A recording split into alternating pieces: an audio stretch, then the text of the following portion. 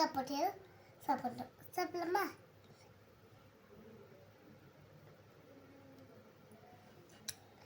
குளிரில் குடிக்கிட்டு செம்மையாயிடுச்சு. இது குளிக்கிறதுக்கு குட் ஹேபிட். ஆனால் வாழைக்காய் சாப்பிட்டு குட் ஹேபிட்.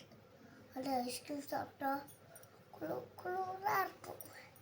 சாக்லேட் சாப்பிட்டா இந்த வீடியோ பாருங்க.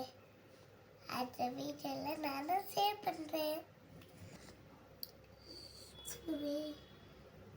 வேற வேக மொத்தத்தாங்க சாப்பிட்டு பார்த்தா வெண்டிக்கல சாப்பிடலாம். குச்சி பாருங்க.